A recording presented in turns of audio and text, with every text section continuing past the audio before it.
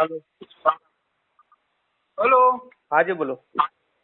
साहब પેલા ભાઈ તો કઈ સમજતા બી નહીં અને ભાઈએ કરી બી નહીં. બોલો મારે એટલું અર્જન્ટ હતું સાહેબ, ગાડી આવીને ઊભી છે. બોલો મારી તબિયત એકદમ સારી નથી, મને ચક્કર વધારે આવે છે એટલે ભાઈને જરા રૂબરૂ કહેતા કે ફોન ઉપર કર્યું.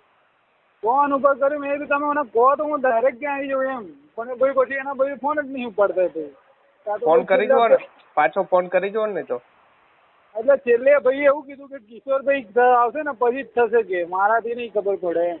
હા તો પછી લોચા પડશે, ઊંધું સીધું થઈ જાય ને તો. નકર એમને ખાલી રૂબરૂ જઈને કે એસ વાળવાનો છે એમ કહેશો ને તોય ચાલશે. તમે નજીક છો હતા કે બહુ દૂર? હું અહીંયા જ છું. તો ભાઈ જતો રહો ત્યાં કેટલા કે ખુલ્લું હોય?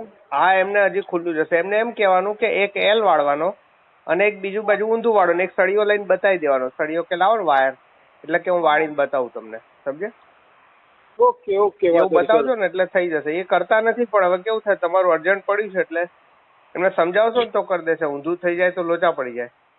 અરે કરી દેશો, પણ તમે શનિવાર કો પેલો લાગેલો એટલે તમે કર્યો નહીં. રવિવારની તમારે મેં કીધું રજા હોય. અને ગઈકાલે હું બહાર ગયો હતો ને ત્યાં જમવામાં કઈક ફૂડ પોઈઝન કે ગમે તે ખરાબ થઈ ગયું જમવાનું. તો સવારથી મને ઝાડા બહુ થઈ ગયા જબરજસ્ત, શક્તિ બહુ જ આવી ગઈ, વીકનેસ. એટલે લોચાઈ છે, મારાથી ઊભું રહેવાય નહીં એવી હાલત હતી. એટલે જરા તમે રૂબરૂ નજીક હોવ તો જરા જતા હો, વાયર કે લાવો હું બતાવું કેવી રીતે વાળવું. એક એલે છે ને એક આરે છે, એમ વાળવાનું બતાવવાનું. હો ને? Okay okay.